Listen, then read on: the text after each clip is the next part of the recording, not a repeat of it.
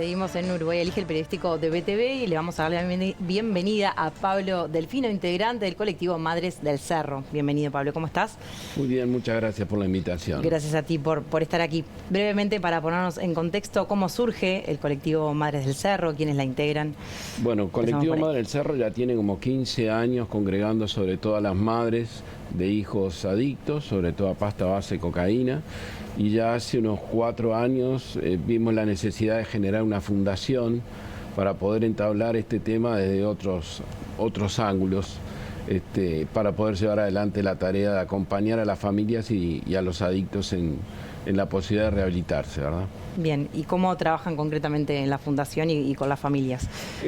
Con las familias tenemos entre las redes sociales cerca de 26.000 personas, familias, que están siempre pendientes y haciendo sus aportes y planteando sus necesidades, más un montón de grupos de WhatsApp, dando apoyo directo, más visitando los centros de rehabilitación, fomentando y ayudando a más centros de rehabilitación que tengan en definitiva más lugares para poder rehabilitar, tratando de hacer esa conexión, ese nexo entre la sociedad civil con esta problemática y las autoridades, los entes del Estado, el MIDES, Ministerio de Salud Pública, ACE, para que todo eso se facilite y sea más rápido la atención, ¿no?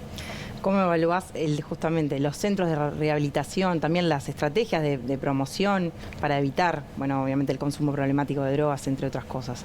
Mirá, ese es un gran debe que tiene básicamente la Junta Nacional de Drogas en materia de prevención, que es una de las finalidades específicas por la cual fue creada. No se ha hecho prácticamente nada, ¿no?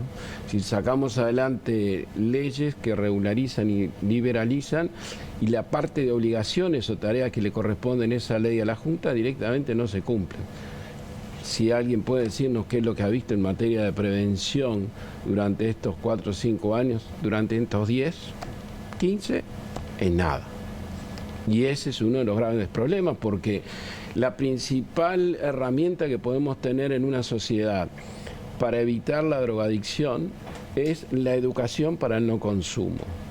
Y eso nos hace libres, porque lo que en realidad buscamos, y si buscamos cuidar el derecho de la persona en sí mismo, hacerla libre, un ser humano consciente, responsable, tenemos que darle toda la información.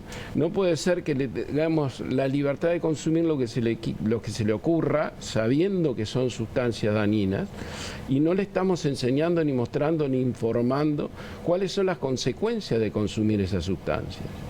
Pero yo me pregunto, de todos estos jóvenes que desgraciadamente ya llevan 8, 10, 12, 14 años consumiendo pasta base, ¿qué hubieran pasado? ¿Cuál hubiera sido su decisión si hubieran tenido toda la información arriba de la mesa y decirle, mira, lo que te va a pasar es esto? Tú elegí, pero ahí yo puedo ser libre y decir, estoy formando seres humanos uruguayos libres.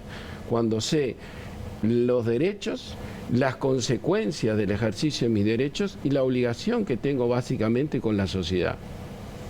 ¿Y qué sucede con la rehabilitación, Pablo? ¿Hay suficientes centros para rehabilitar personas adictas? Todo depende. Centros de rehabilitación hay, y la mayoría están fuera del sistema, en definitiva, estatal, por así decirlo. Y funciona. ¿Esto alcanza? No, no alcanza. Pero no faltaría más algo más estatal, algo más, o sea, gratis, gratuito, en definitiva. Está el portal amarillo, pero no sé tampoco cómo está funcionando. Sí, mejor no hablemos. Bueno. Por supuesto que faltan. Sí, faltan. Falta mucho más recursos de lo que tenemos. El Estado tiene 3 grandes gastadores de dinero, que es la educación, la salud y la seguridad. Y eso lo tenemos que entender todos los ciudadanos. Entonces, cuando realmente se está pidiendo más dinero para la salud pública, más dinero para salud mental, más dinero para prevención en todo este tipo de cosas, lo que estamos a la larga es ahorrándole dinero al país. Porque hoy tenemos 16.000 presos y en el 2004 teníamos más o menos en el entorno de 4.000, 5.000. El 90% son adictos, consumidores de sustancias. Entonces, ya estamos pagando por eso, porque la cárcel, a cada uno de esos precios, a todos nosotros, hoy nos sale más de 40.000 pesos por mes, en las condiciones infrahumanas que tenemos. ¿Tú sabes la cantidad de centros de rehabilitación que podemos hacer a nivel privado si el Estado dispone de esos 40.000 pesos para dárselo? ¿No sería más lógico pensar en que el infractor que tiene que cumplir una pena siendo primario o siendo penas leves, en vez de cumplirla dentro de una cárcel, la cumpla en un centro de rehabilitación obligado con una tobillera? Que cumpla la pena que establece la ley por la falta que cometió. Pero hagamos una rehabilitación para que no nos pase como el muchacho que mostrábamos en el informe, que tiene reiteradas entradas al sistema carcelario por consumo. Sí, lo que falta, si se quiere, es un poco de lógica real para comprender cuál es el problema. No podemos pensar en resolver un problema que tiene muchísimas facetas con una sola ley. Yo realmente...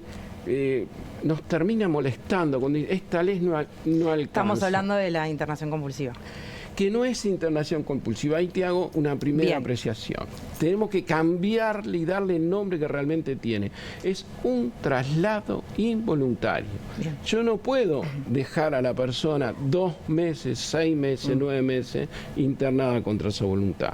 Acá lo que hay es la definición de un riesgo de salud para sí o para terceros, la intervención de un médico que certifica.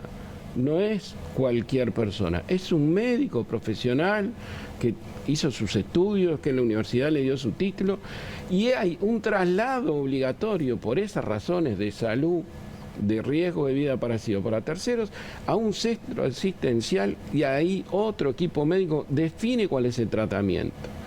De ahí para adelante ya no es esta ley. ¿Y qué es lo que falta entonces de ahí para adelante? Porque hablábamos con Auersperg hace minutos que usted la estaba escuchando, ella decía que se hace un seguimiento y se trata de que esa persona no vuelva a la calle, porque si no, no tiene sentido. Está bien, pero... ¿Qué es lo que falta? Yo te diría, primero que nada, la prueba fundamental de que esto no es una ley de internación compulsiva es que la mayoría de los 11 casos graves luego volvieron a la calle. Si hubiera sido una ley de internación compulsiva, hoy los tendríamos adentro internados. Y esto no es así. ¿Por qué? Porque salieron de esa situación clínica, se hizo toda una intervención y un trabajo para convencerlos de que haya una rehabilitación, y no se logró, y la persona decidió por sí. Entonces, esa es la realidad en estos casos más críticos. Tengo que hacer la salvedad de que, por ejemplo, la Fundación trabajó el año pasado en un convenio con el MIDES y logramos llenar 200 plazas de gente que estaba viviendo en situación de calle y era adicto, y se los convenció que entraban en un sistema de rehabilitación. Y este año tenemos 400.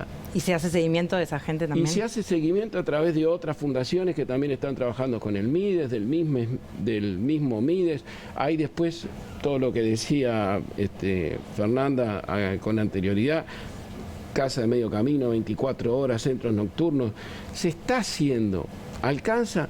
Por supuesto que no alcanza, pero seamos realistas. Lo que demora en caer 20, 25 años, que es lo que nos trajo hasta acá, desde que entró la pasta base en el país, y toda la hondanada de hacernos realmente adictos y meter droga como locos, no nos podemos levantar en 2 o 3 años, ni en 5, ni en 10, entonces, ni con una ley. Política del Estado, una política de Estado. Tiene que trascienda los gobiernos. Tiene que haber una política de Estado y tiene que haber una concientización, una muestra de la realidad a toda la población para que comprendamos. Es un problema de todos.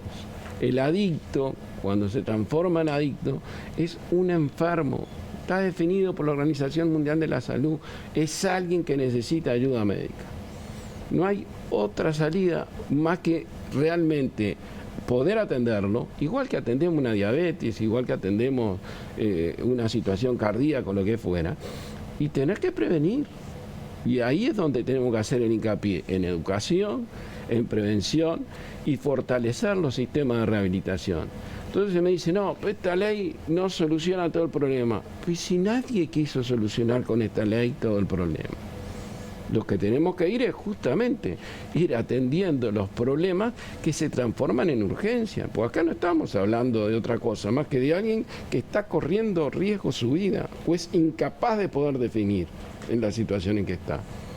Entonces, Cuando uno siente comentarios de asociaciones... De la Sociedad de Psiquiatría del Uruguay, del Sindicato Médico, que son los que están en contra de alguna manera. Pero en contra porque no leyeron la ley.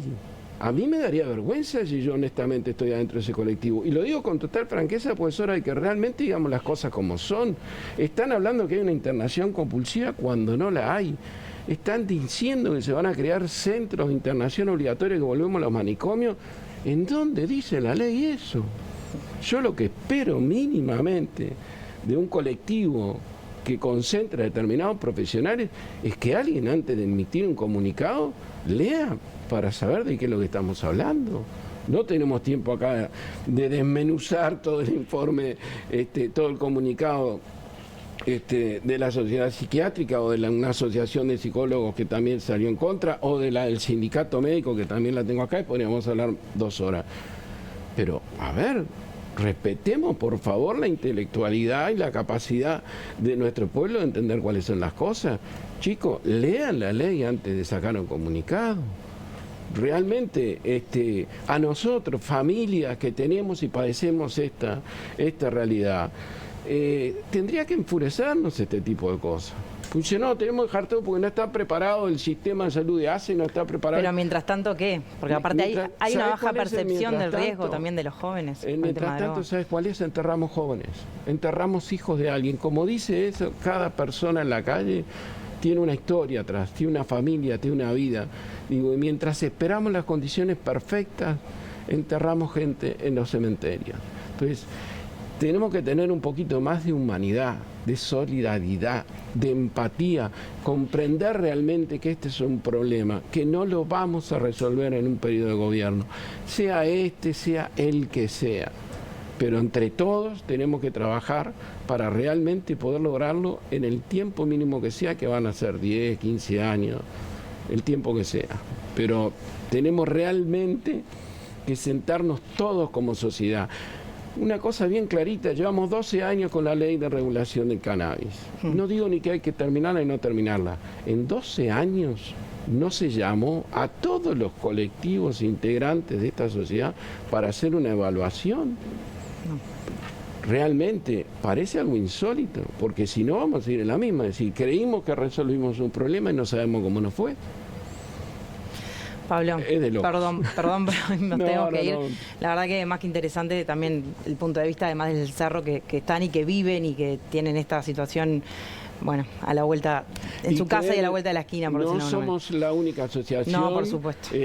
Quizás seamos la que estamos también más concentrados justamente en hacer público esto, pero hay muchísima gente trabajando, muchísima gente apoyándose en el MIDES, muchísima gente en ONG haciendo las cosas solo para capear este temporal. Esa es la verdad. Muchas gracias por ustedes. Por favor, muchas gracias por hoy. Nosotros nos despedimos y nos reencontramos el próximo martes con más Uruguay Elige.